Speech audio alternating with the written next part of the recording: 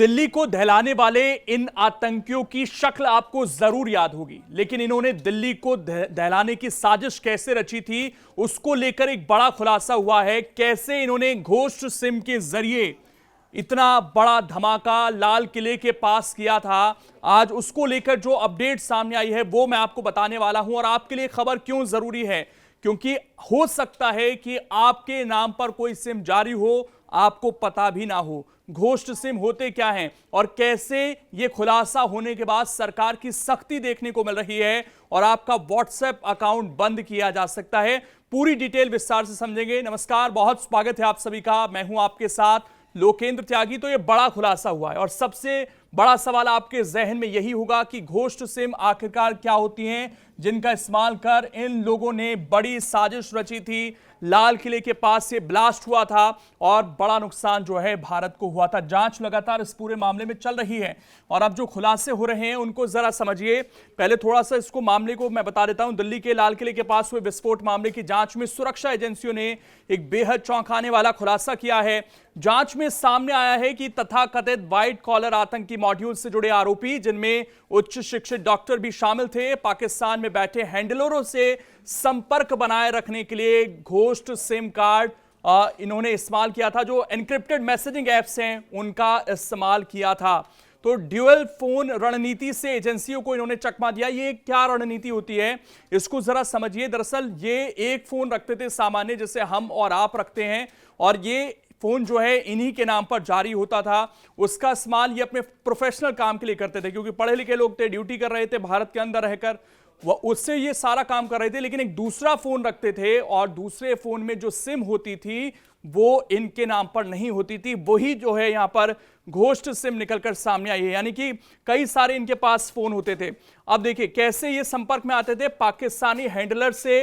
WhatsApp, Telegram, इस तरह की जो मैसेजिंग ऐप है इनके जरिए जो है ये जो आतंकवादी हैं उनके जरिए संपर्क में रहते थे। कोड नेम रखते थे बाकायदा, उकासा, फैजान और हाशमी जैसे इस तरह के जो कोड वर्ड थे, इनके जरिए जो है ये संपर्क करते थे। और जो डॉक्टर उमर नबी है जो मारा गया था इस ब्लास्ट में, वो भी इसी तरीके से इन लोगों से जुड़ा हुआ था। अब समझिए घोस्ट सिम जारी कैसे हो रही थी। घोस्ट सिम आप समझ गए, यानी कि वो सिम जो कि इनके खुद के नाम पर नहीं थी बल्कि किसी और के नाम पर इन्होंने ली हुई थी, उसको ही घोस्ट सिम यहां पर कहा गया। ये कैसे जारी हो रही थी, ये एक बड़ा सवाल यहां पर आपके जहन में आ रहा होगा। तो इसकी सबसे बड़ी वजह है आपका आधार कार्ड। इसका दुरुपयोग हो रहा था, इसी पर सिम जारी हो रही थी और इस सिम का जो है ये लोग गलत इस्तेमाल कर रहे थे। जैसे मैंने बताया कि कई सारे फोन इस्तेमाल करते थे और एक फोन ऐसा होता था जिसमें एक घोस्ट सिम का इस्तेमाल करते थे और ये सिम इनको जो है फर्जी आधार कार्ड के जरिए मिल जाती थी।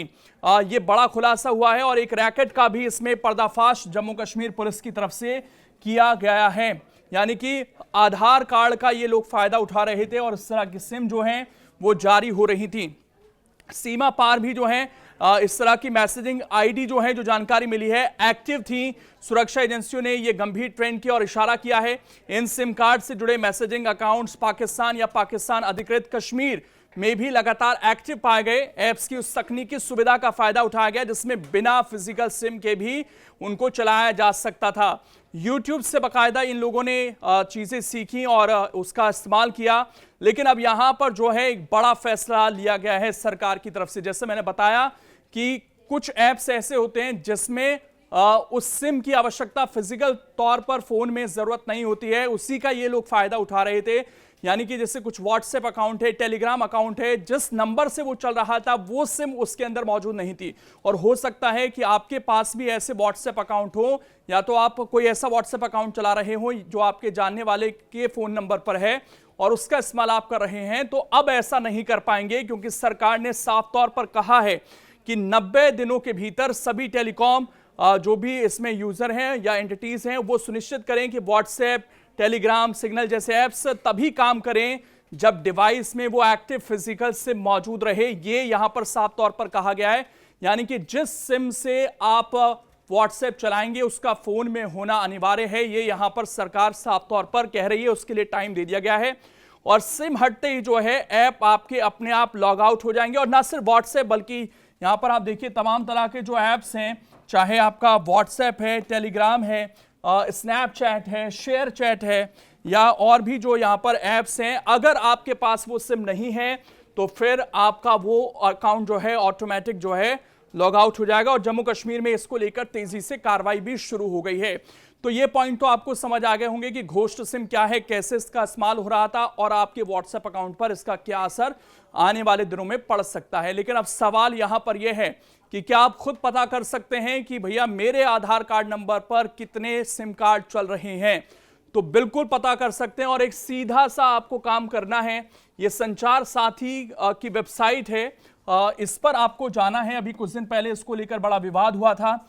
ये देखिए sancharsaathi.gov.in, इसी पर जाना है, किसी और वेबसाइट पर नहीं जाना है। ये सरकारी वेबसाइट है और यहां पर जब आप थोड़ा सा नीचे जाएंगे तो आपको एक ऑप्शन मिल जाएगा। यहां पर देखिए no mobile connections in your name. ये जैसे ही टैब खुलेगा बस आपको करना क्या है, यहां पर 2-3 डिटेल फिल करनी है। एक तो आपको अपना मोबाइल नंबर जो आपके पास है उसको रखना है। उसके बाद जो है यहाँ पर इस तरह का एक कोड आएगा, उस कोड को यहाँ पर भर देना है। फिर आपको यहाँ पर जो OTP आपके नंबर पर आएगा उसको भर देना है। जैसे ही आप लॉगिन करेंगे उसके बाद ये बता देगा कि आपके आधार कार्ड पर कितने फोन नंबर इस वक्त एक्टिव हैं, पूरी लिस्ट सामने आ जाएगी। और आपको कोई लगता है कि आप उस नंबर का इस्तेमाल नहीं कर रहे हैं लेकिन वो ऑलरेडी एक्टिव है, तो उसको यहां से आप रिपोर्ट भी कर सकते हैं, बंद करवा सकते हैं।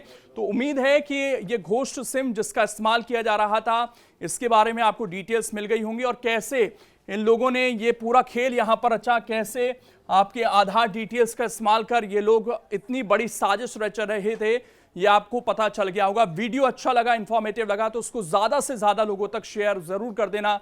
एक जागरूकता भी बहुत जरूरी है ताकि इस तरह के जो हमले, इस तरह की जो साजिशें भारत के खिलाफ हो रही हैं, उनको रोका जा सके। अगर आप ये वीडियो YouTube पर देख रहे हैं तो हमारे चैनल को सब्सक्राइब कर बेल आइकन दबाएं और Facebook पर देख रहे हैं तो हमारे पेज को लाइक करें।